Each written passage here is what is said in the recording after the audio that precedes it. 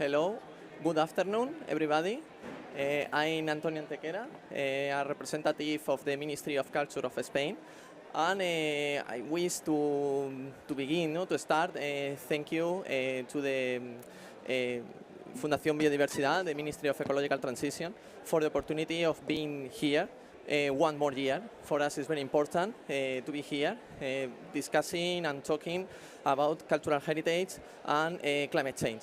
So this year, we are presenting this discussion panel, which is entitled Cultural Heritage in Times of Climate Emergency, Approaches, Challenges and Prospectives, from COP29 to Mundial 2025. So, this year, we have here 4 experts from all over the world, different contexts. So, we think that this is going to be very enriching.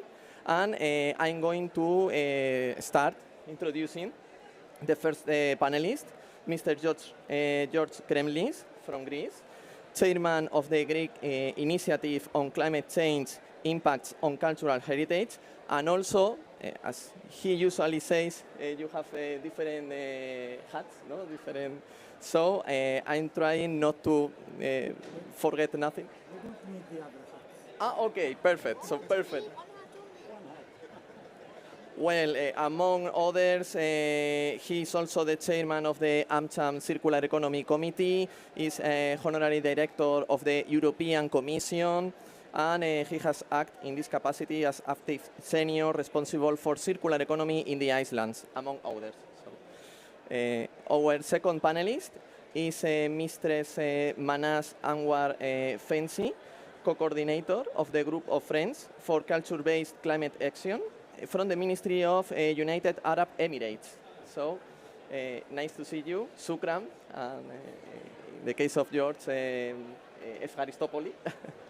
And then we have Ricardo Coelho Medeiros de Sousa, representative from Brazil, from the Instituto do Patrimônio Histórico e Artístico Nacional, the IFAN, Chief on International Relations, and also a technical advisor on cultural heritage. Muito obrigado. Bienvenido. And last but not least, we have with us Mr. Andrew Potts, Heritage and Climate Action Advisor from Europa Nostra, but also he's linked to preserving legacies, ICOMOS, and a lot of organizations that are also very important, no, in terms of cultural heritage and climate change. So thank you so much to all for being here. And well, we're going to start. Our idea, no, is to create a discussion about different topics. So the first round we have organized in 3 rounds. The first one it's going to be about the context, no, your local context in terms of, well, you all come from different countries, so we want to know what is the overall view in your countries, no? For example, what regulations or legal framework has your country to address climate change impacts on cultural heritage? And in this case, are they working out, and how? So if you want to start, George, and then... Thank you very much, Antonio.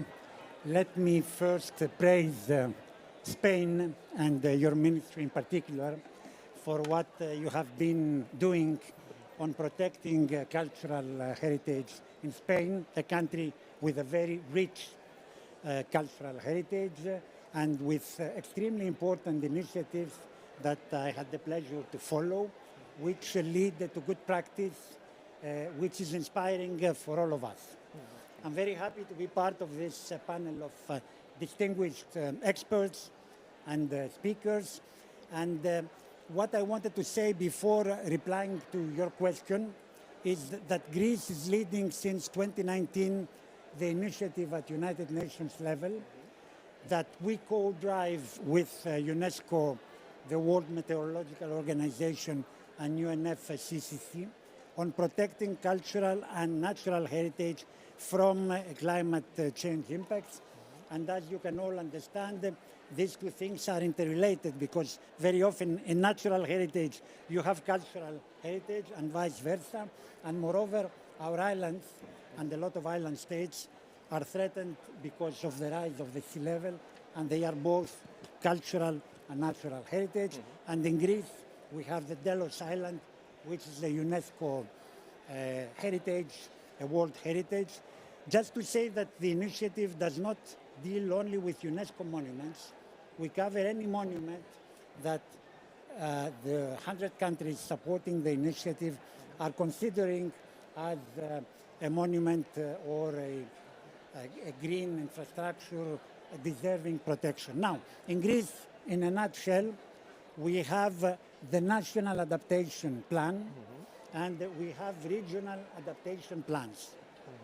These are foreseen in the Greek climate law, which is a very pioneering law with important initiatives.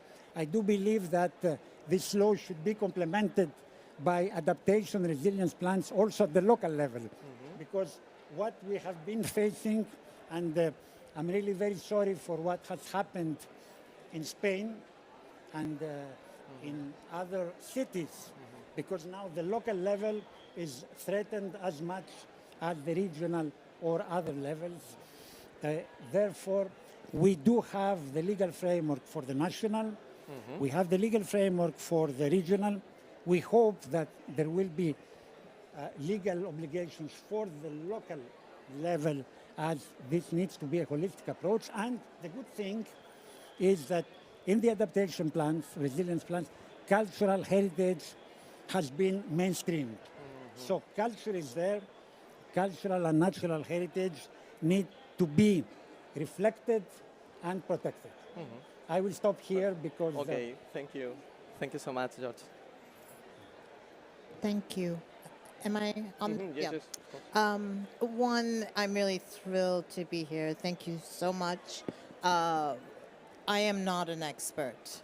I sit next to experts, so it's an honor, George, to be sitting next. I don't think so. But I'm here in my capacity as the co-lead. My partner in crime is sitting in the audience. Vinicius from Brazil.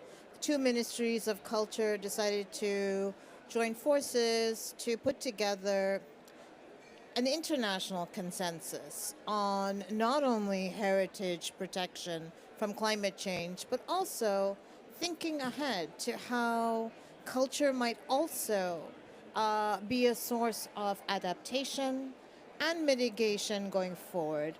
And it's culture writ large, from arts to creative industries to natural and cultural heritage, tangible, intangible, and indigenous knowledge systems. So we take a much wider definition because it's kind of fits into this moment when the global goal for adaptation has taken the front stage. Yet at the same time, we at the UAE are a country that is very fragile. We sit on the brink of both climate change affecting our water scarcity, which is already quite serious, but also just temperatures and desertification and all of these things becoming more complicated. So in this last few months, I'd say 6 months, we have initiated a project to do a national policy on culture-based climate action. And I look forward to telling you more about it once we're done with the research stage. We're lucky that it's a small country, so we will begin the research this month and be able to have a report together by February. And hopefully it will establish a really simple baseline for evaluating, measuring impact going forward that can facilitate a wider number of members in the group of friends to report on culture not just culture heritage, because I love the wording of paragraph 9G, because it leaves it open. There is more possible in that kind of theme of resilience. And so we're going to advocate our member parties to begin to do the same and hopefully provide a kind of framework that we can all adapt to each of our local conditions. That's it. Thank you. Thank you, Manas. Thank you, Antonio. Firstly, I would like to thank the government of Spain and Antonio for inviting us to be here. It's very important for us from Brazil to be here, being the responsible for the next COP, and also being part of the group of Friends of Culture for Climate Action. And I would like also to express, like George, our solidarity to the people of Spain and Valencia for the latest events.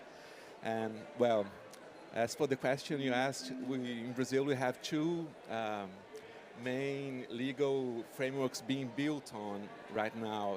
It's a work in progress, actually. So we have the National Adaptation Plan, which is built around 16 axes of action. And we don't have a specific plan for culture, but we're trying to insert cultural heritage into other related policies. So in tourism, cities, and traditional peoples and communities, which are the three main strategies we're trying to achieve. And also, Brazil had this year the national cultural conferences, where we had 10 events. Vinicius, maybe.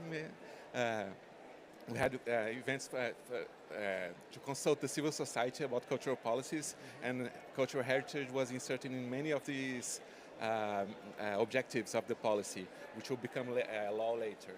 So it's basically this strategy of trying to insert heritage into other policies, cultural or related policies.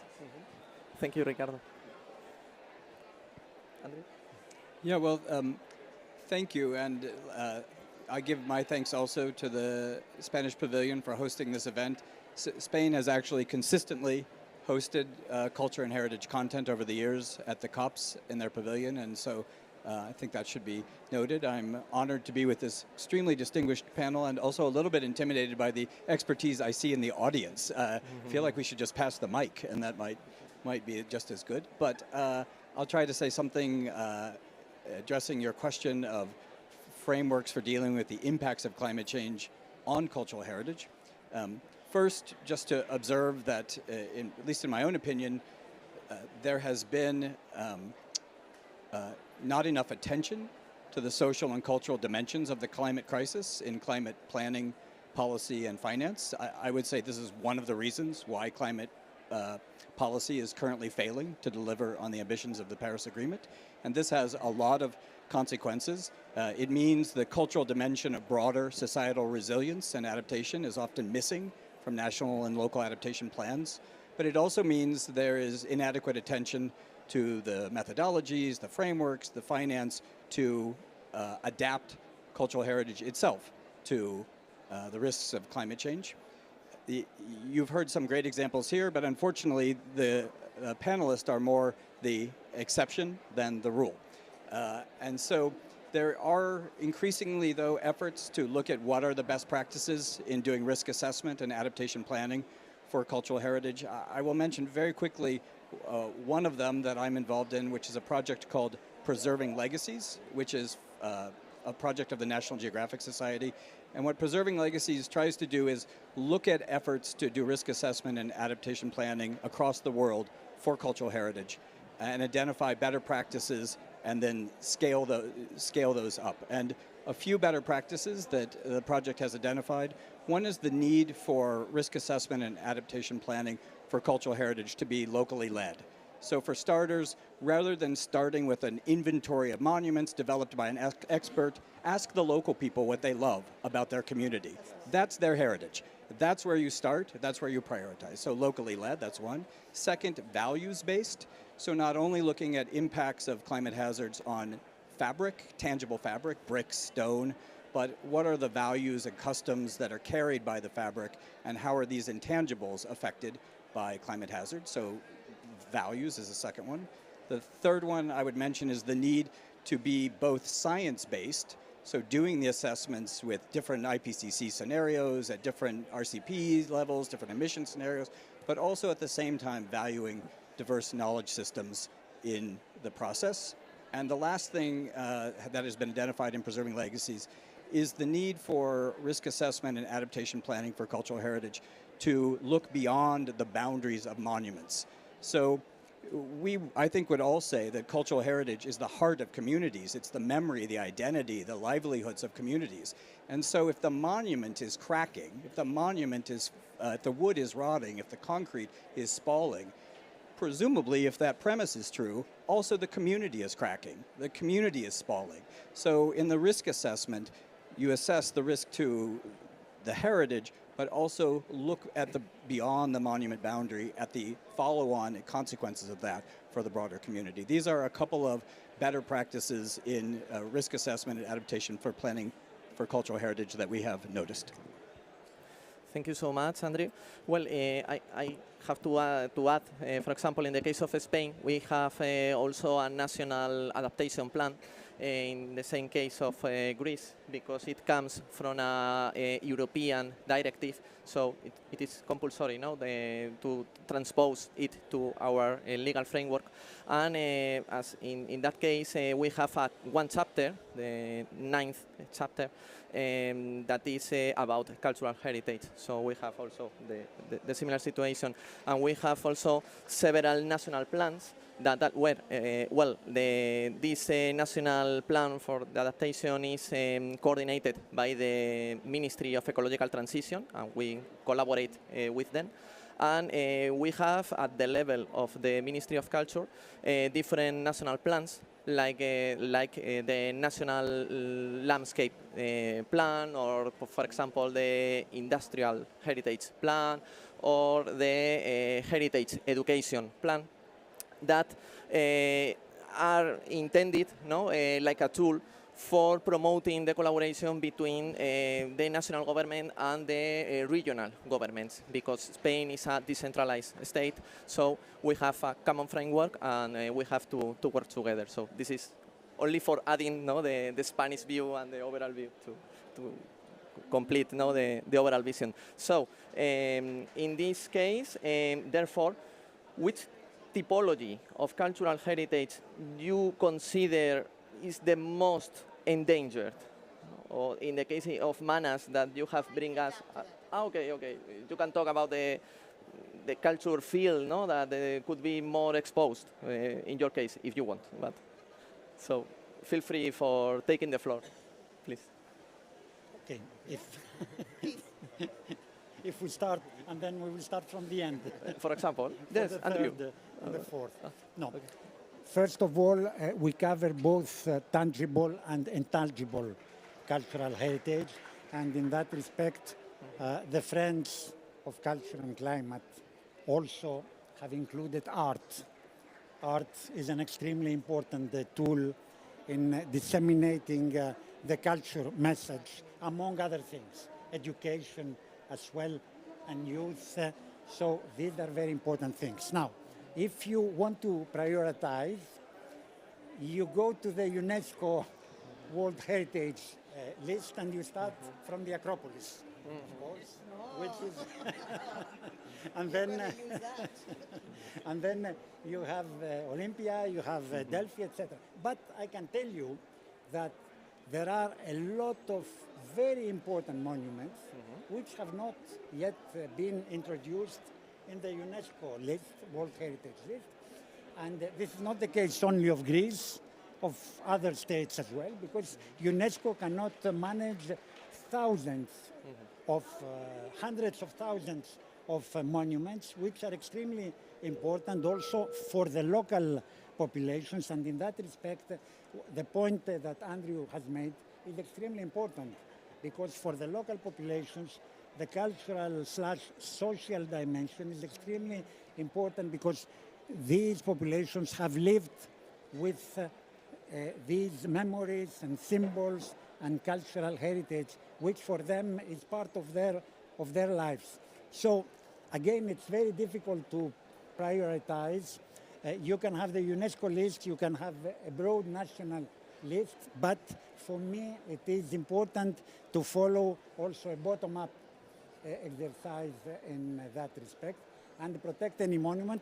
And just to complete, the strange thing with the very ambitious Greek law is that we are trying to reduce the emissions at local level, but we have not foreseen a legal obligation to build resilience. So municipalities have to reduce progressively emissions by 30% until 2025, which is a good thing because we need all to mitigate. But on resilience, there is no legal obligation. So, in representing a younger country, the UAE was only founded in 1971.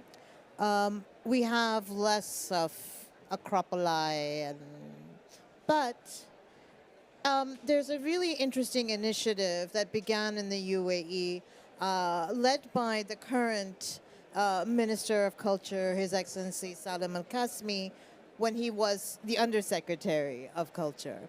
And the UAE, earlier pre-national founding populations, lived a very climate-responsive, nomadic life. And so, therefore, their heritage, a lot of it is intangible.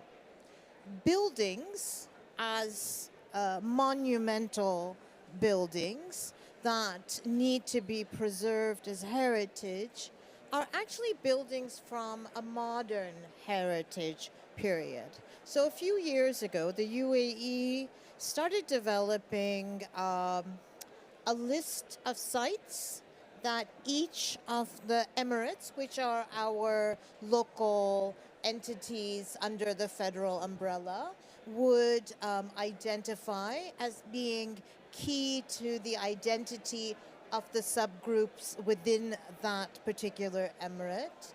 I was at that time part of Architecture Triennial, the first Architecture Triennial in the UAE. And it was incredible to do the research and talk to communities and understand that these buildings had values that were really important in this age when we're all talking about sustainability. And therefore, as an architectural entity and as a kind of underlying theme in the National Modern Heritage Project, we have talked a lot about adaptive reuse, which is a very particular term that we need to keep in mind. In a country like the UAE, where everything has to be imported and therefore is heavily carbon intensive, we really advocate for these 1950s buildings, which may not be contemporary looking, but as the Sharjah architecture, we lived in a 1970s primary school as our office and the site of the biennial. And I can tell you from my own experience that it was 2 to 3 degrees cooler in that building without the kind of intensive air conditioning that the mall mentality of a certain stage of construction and real estate development focuses on. So in the UAE, we're really looking at this primary industry of construction and talking about how these modern heritage preservation strategies can push for more climate sensitive or less destructive industry practices. Yeah? Yeah.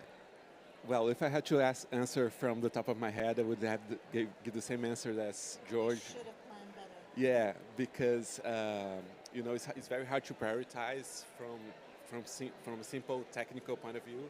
So what we're trying to do in Brazil is to we're organizing a program to have to listen to the population, to have consultations. We call it a cycle of dialogues with the population for cultural heritage and climate action, to learn from them what they do think is a priority. So we're organizing 6 events around Brazil, where we have workshops where people are kind of introduced to climate problem, the climate problem, and trying to propose these priorities that we're trying to establish, and then the possible solutions and contributions to the solution. So this is basically what we're trying to do.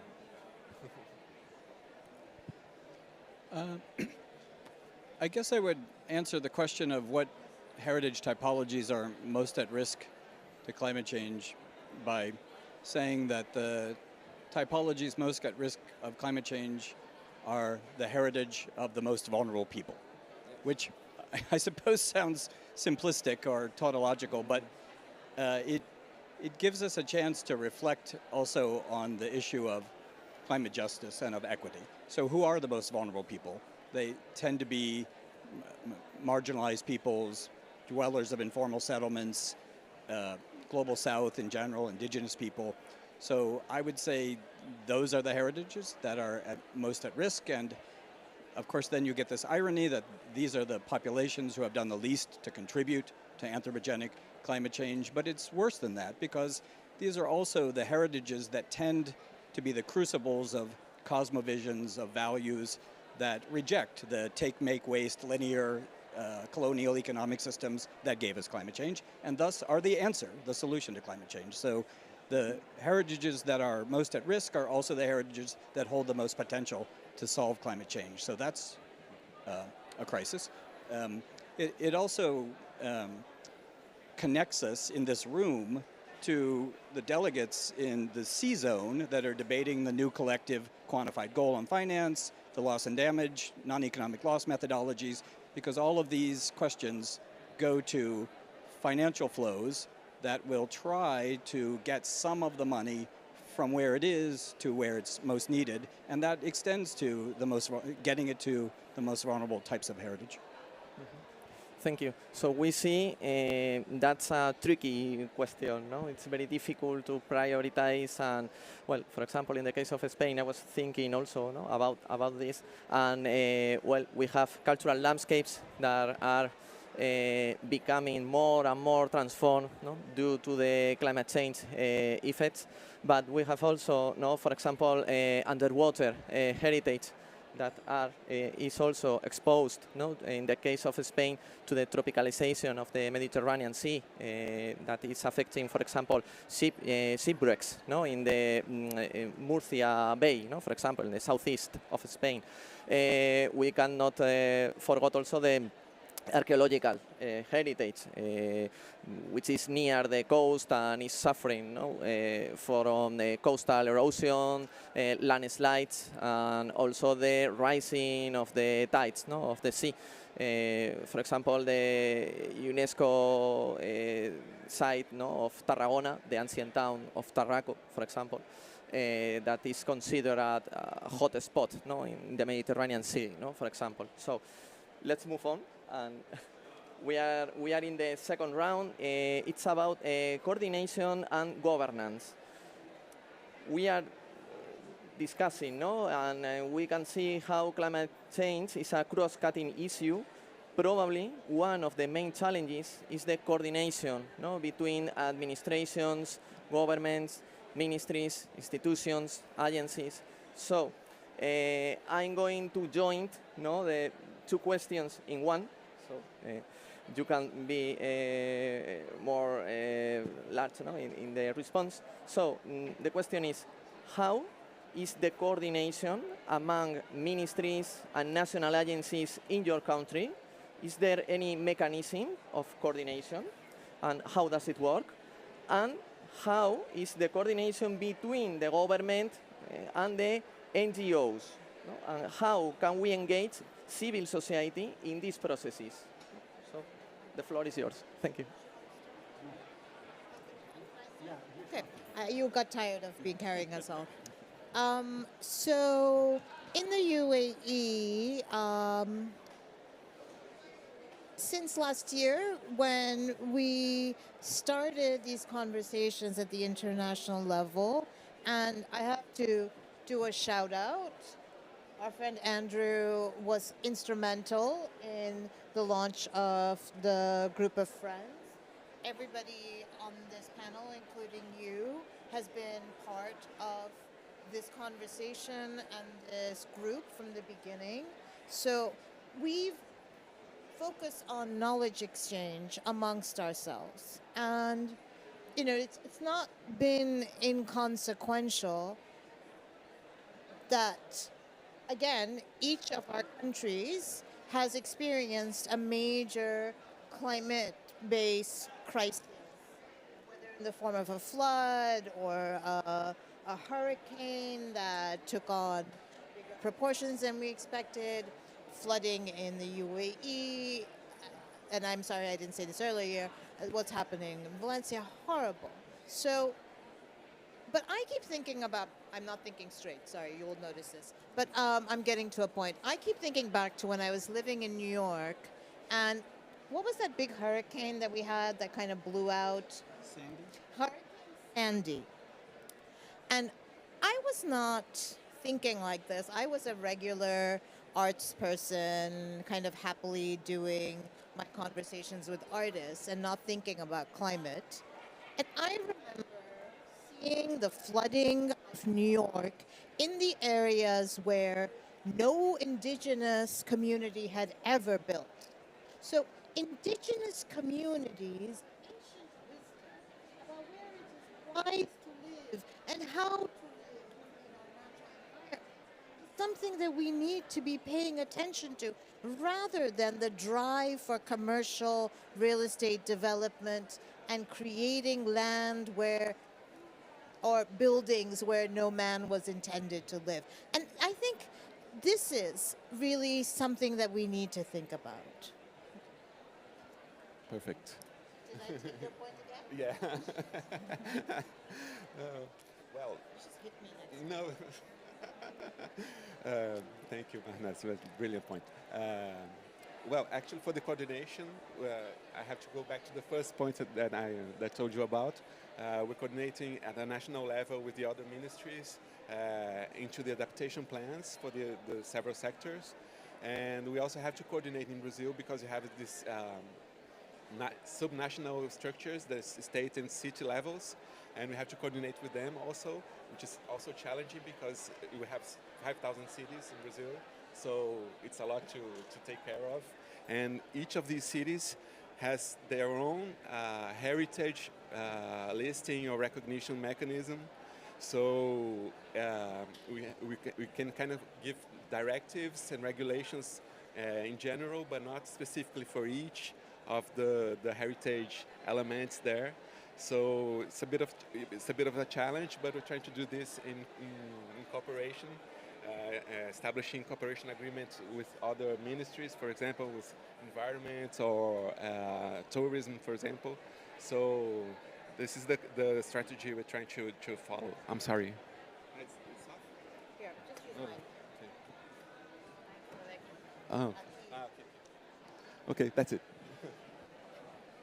Thank you, Ricardo. Andrew? Okay, well, thank you for the question. I think it's really important one. In order to get climate action back on track, it needs to take account of the cultural dimension. In order to prepare cultural heritage for climate change, culture needs to take account of climate. And so we need more culture conversations with climate people. We need more climate conversations with culture people. So it gets exactly to this question that you ask about how do you, to get real about it, yes, how do you have inter-ministry, transversal collaboration, et cetera, et cetera. I I won't speak for any one particular country, but I'll use this as an opportunity to underscore a topic that Manaz already introduced, which is the global goal on adaptation. So the global goal on adaptation is in the Paris Agreement. It's a companion to the global goal on mitigation, which is to hold global warming to 1.5 degrees.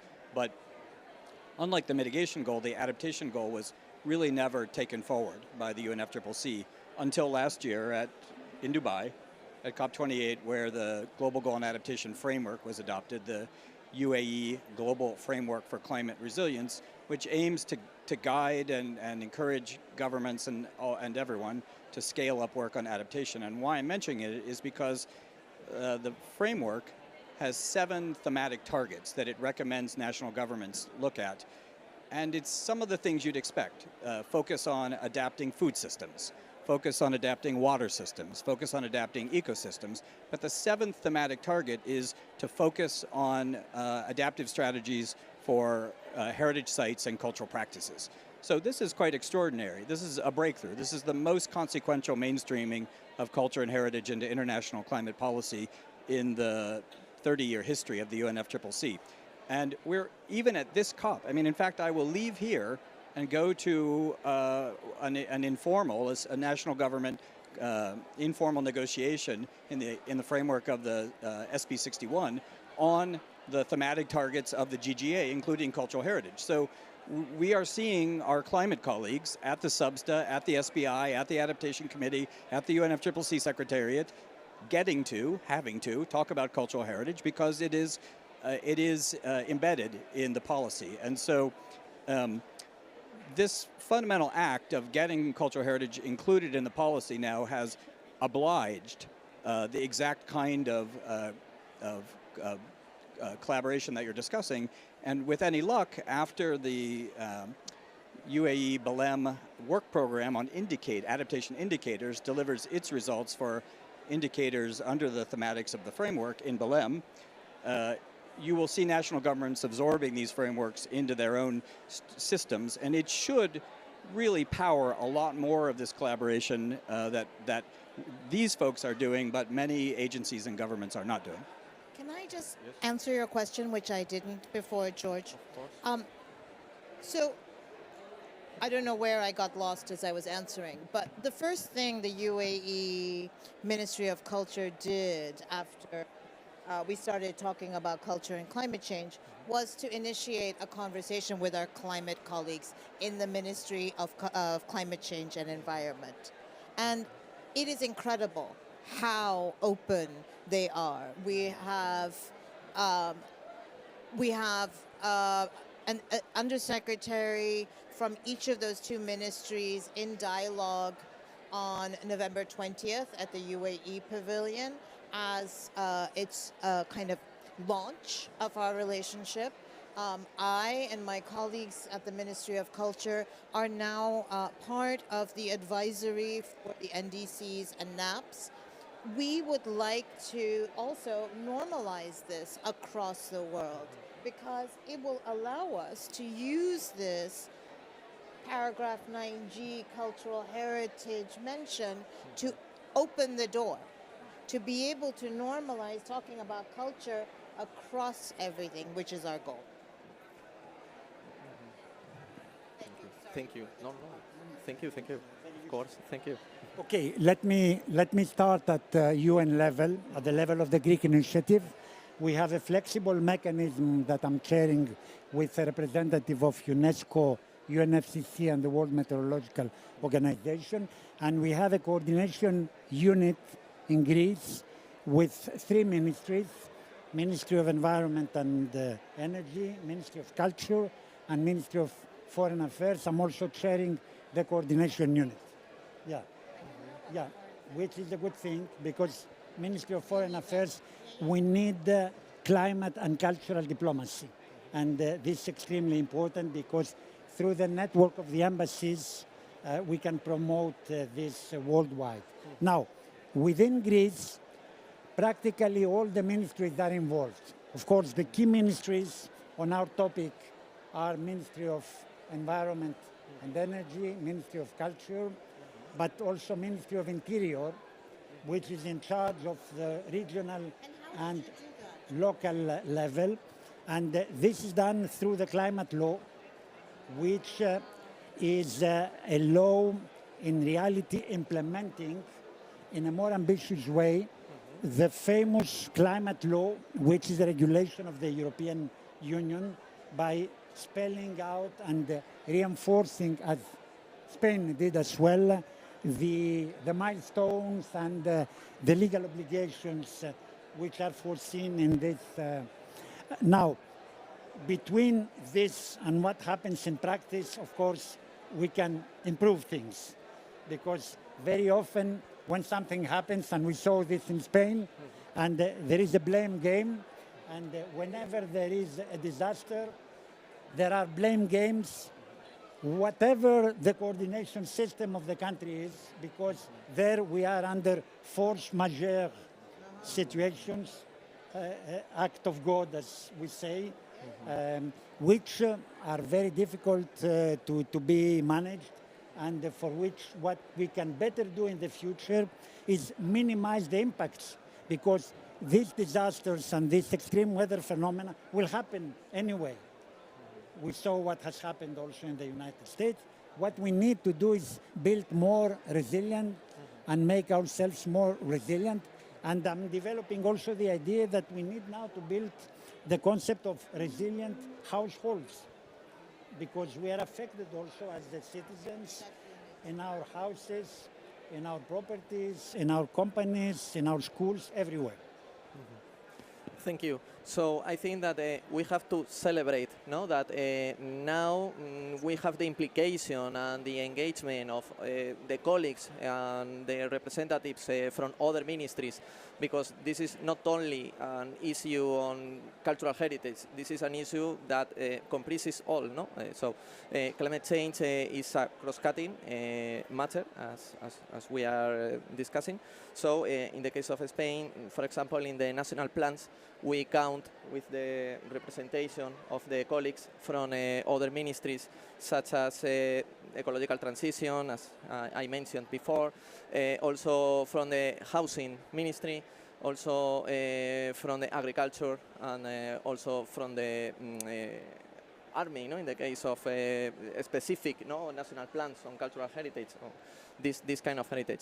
So I think that we have all a lot of work to do, but we are in the right way, I think. So if we compare with past years, I think that we have improved a lot, in that way. So I think that that's the good news, but we have to we need to make more improvement, of course.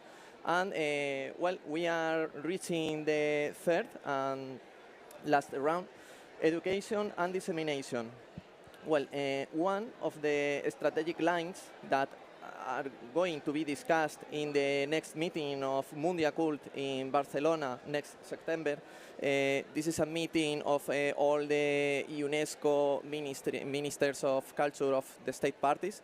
So it's an international event, very important one. So one of the lines is the education of the civil society on the risks involved in climate change and cultural heritage. So how do you think, how can we make a real climate change education on cultural heritage, and which topics should be issued?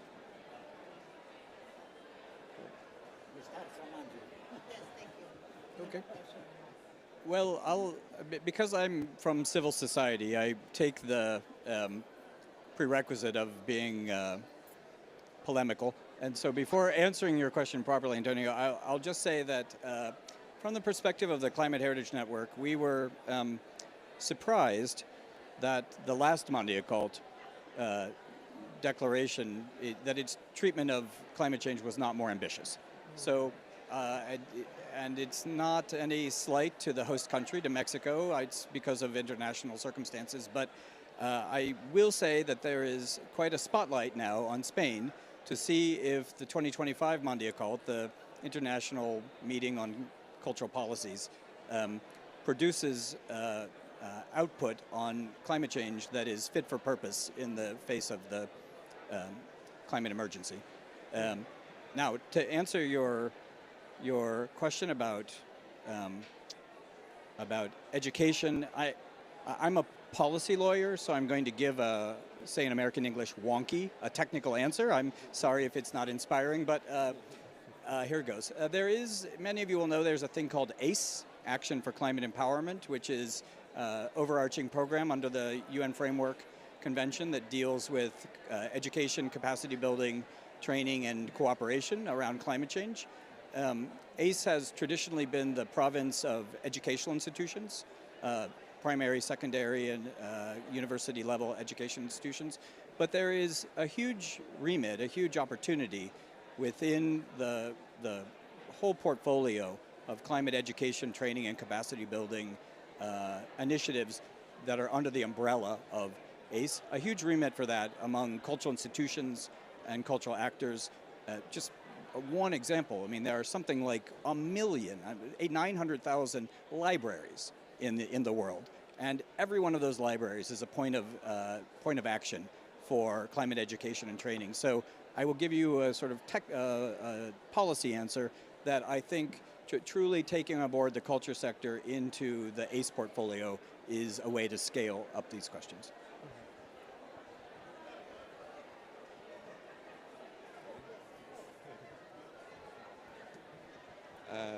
Well, a question that we tend to ask ourselves in Brazil is, are we actually in a position to educate the others about the climate change, to the people that are there suffering all the effects of the climate change, or do we also have to learn from them? So this is something that IFAN, our Heritage Institute, tries to apply in our heritage programs, is a bottom-up approach. Basically listening to the people and trying to translate that into policy. So this also applies to education. It's something we try to do constantly. And we also, more specifically for the current context, we have been trying to interact with environmental education, because the environmental sector has a very well-developed education program practice in Brazil. So they have the green rooms and other kind of experiences that we're trying to build upon, and trying to insert also cultural heritage into those contexts. So it's a two-pronged approach, you know. Thank you. So in the UAE, as a next step, in tandem with the kind of research-based national policy that we're hoping to develop over the next few months, I'm very practical. I come from a background of running nonprofits in the US. And it's like running your own business, but with like a board that bosses you around, and you have to raise your own salary all the time. So I kept thinking about how to do this. And yes, while you can have the federal government and the local level governments put in regulations, recommendations, policies, whatever, how do we actually make change? And in a country like the UAE, you really make change by getting the private sector to buy in. So education, to me, falls very nicely into the CSR categories that corporations love. And that's kind of how I'm planning on having a lot of different groups' goals met together. Wish me luck. Thank you.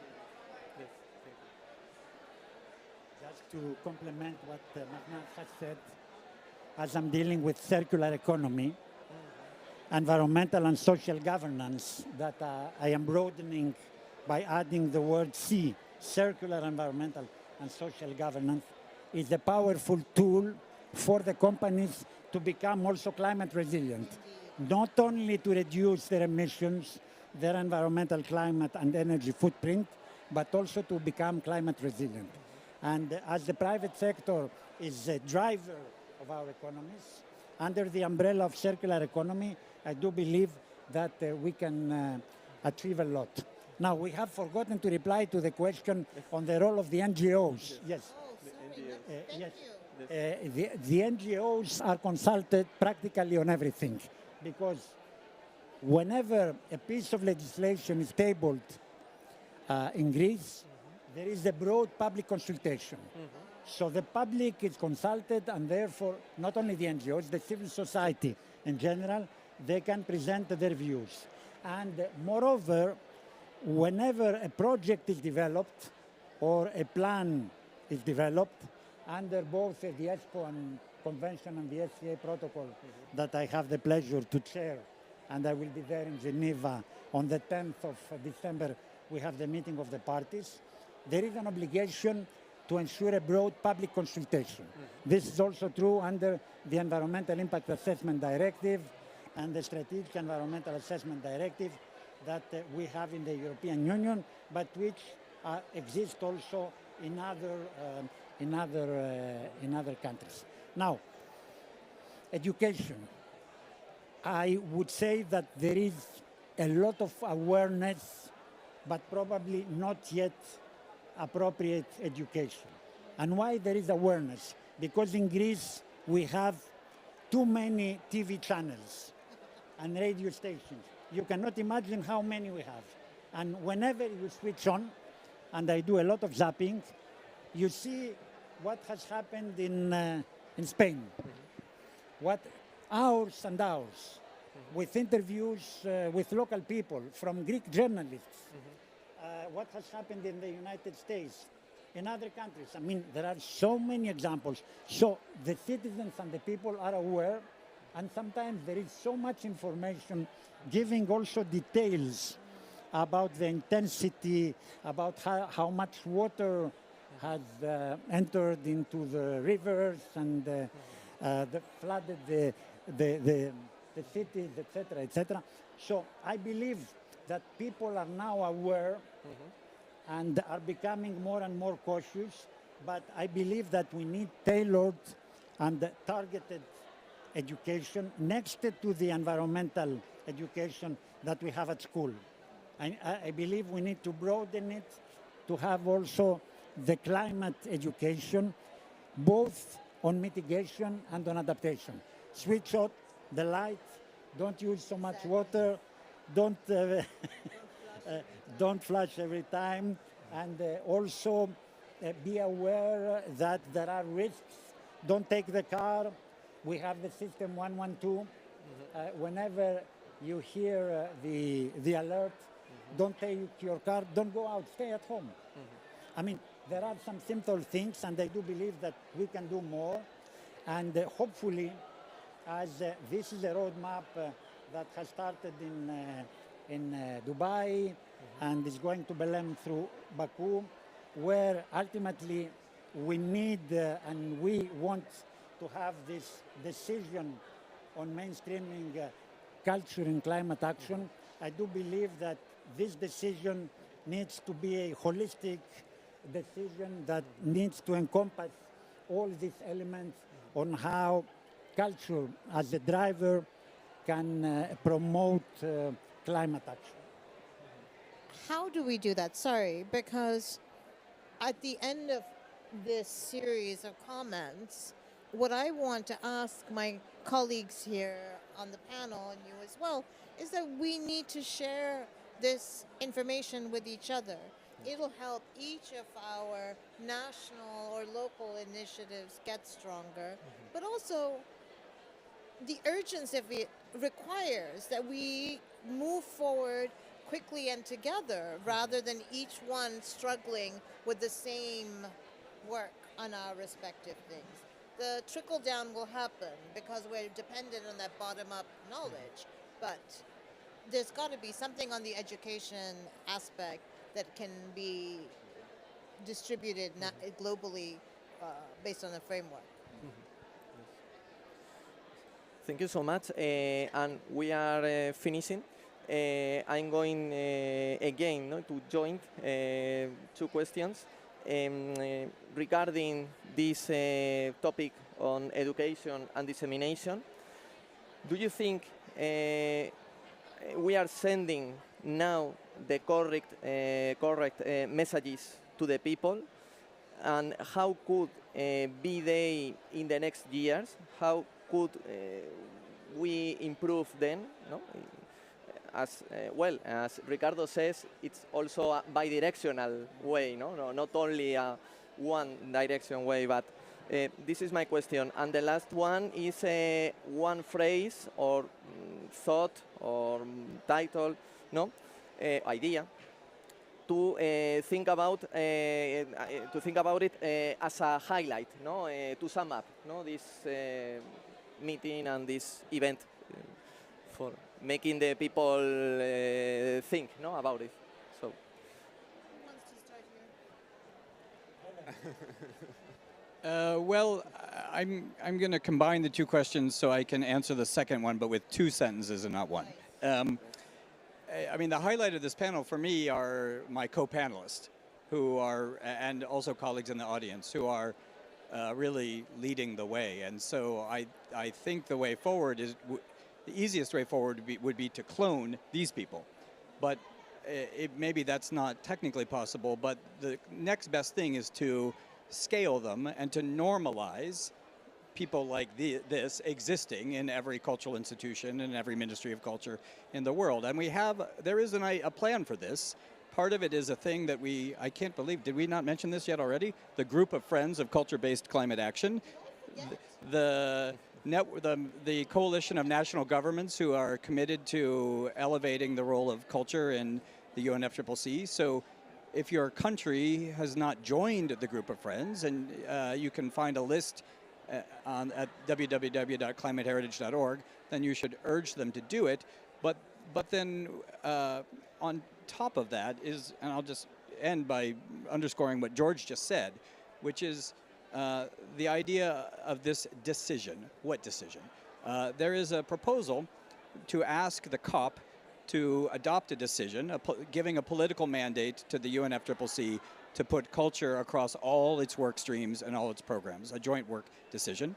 At the Climate Heritage Network, we're asking for this decision to be adopted at COP30 in Belém.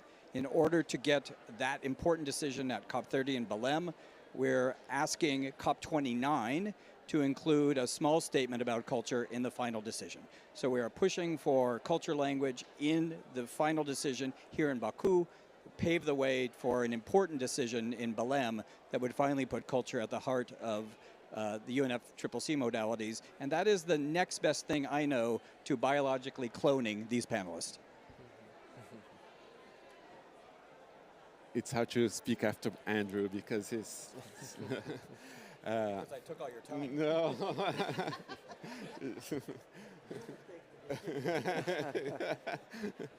Well, I think, I don't know, maybe while we're trying to work out the technical aspects of everything, we have to also think about some communication strategy.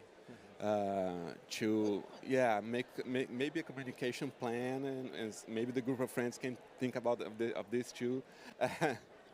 And well, I think the communication is also strategic to get the message through, so you can get to the people.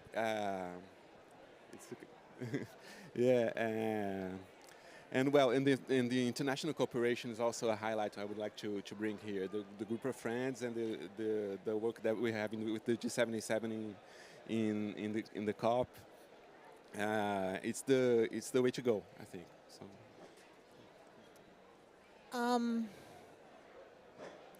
I think moving forward, I'm really hearing everything George is saying, and it's reminding me that as somebody who comes from the art and culture world, I am idealistic and hopeful and glass half full most days. And having these conversations with my climate colleagues, my finance colleagues is much more challenging than I expected. But I would like for all of us to be, well, I would like for myself at least, to be a big girl and deal with this, because there is a necessity to deal with these pragmatic, real world issues in the context of our other government entities that we will have to work with. And I think we bring something as a culture sector that everybody needs, but they also bring something. And sometimes it's the capacity to make change in ways that we can't, and money for it that sometimes we just don't have. And that's okay. Final phrase. That wasn't enough, and Yes. sometimes, No, and that's okay. That's okay. That was good enough. Okay. Glass half full, Yani. Thank you. Okay, I will start with the final phrase, Oh, well. which is that we need a strong hook in the conclusions of the Bakú COP to open the road to Belém and to this important decision. An important first step has been achieved thanks also to Manaz in the Emirates and the colleagues in the Emirates Declaration. This is a step-by-step process. We need to announce that there will be a decision in Belém, and that we are paving the way for it to be achieved, and the means. We have the group of friends. We have a very strong network. We have experts. And I do believe that climate diplomacy on the one hand, culture diplomacy on the other hand, need to be linked and have a climate/culture diplomacy from now till Belém, and in the future, because Belém will be the start, and what we need is not only declarations, we need the implementation of the declarations which under UN are soft law. I'm a lawyer too, Andrew, nobody's perfect. So we need the binding rules, and of course we need implementation, which is extremely important. Thank you very much. Thank you, thank you. So we can say that we are on the road to Belém, no? Next year, and we are on the road to Belém. Yes. So thank you so much to the panelists. Thank you so much to the audience. If you have any questions for the panelists, the floor is yours. Thank you. Thank you so much. Very delightful to hear all these colleagues presenting their ideas. I think that the questions raised here, they speak to our hearts and minds as to where we are exactly now in the path to Belém, and also to everything that is ahead of us. You know, there's much to do.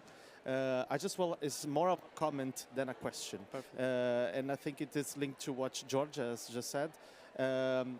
I think that one of the things that we have done over the past year since COP28, and the beautiful work that has been carried out since then, through the group of friends, but also through other partners, you know, this is a joint work. We must totally recognize all that has been done by the cultural sector pushing this agenda over the years. And one of the things that I just would like to comment is that it has been very interesting for us for Brazil especially this year, that we held the G20, and we managed to have inside the G20 discussions and conversations about culture and climate policy, which have helped us a lot. And this was brought also to the G7. So we had also a channel of communication with the G7.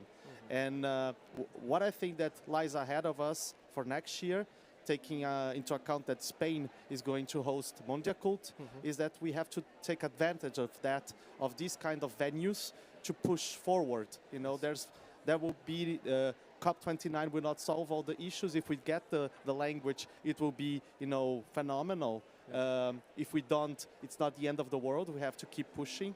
But I think that we have to take advantage of all of these events so that we can maintain the momentum, And to speak also to civil society, I think that Brazil will try to do something a little bit different from other COPs. I think that the green zone is going to be much bigger because civil society will be a huge part of our presidency next year. So it's very good that we have heard from these magnificent speakers the issue of civil society being, included in the talks. And well, that's it. Thank you. So we finish with this great news. So this is wonderful. Thank you. Thank you, Antonio. Thank you all. Thank you all. That was a lot more questions than you warned us. Like you did it very cleverly. Yes.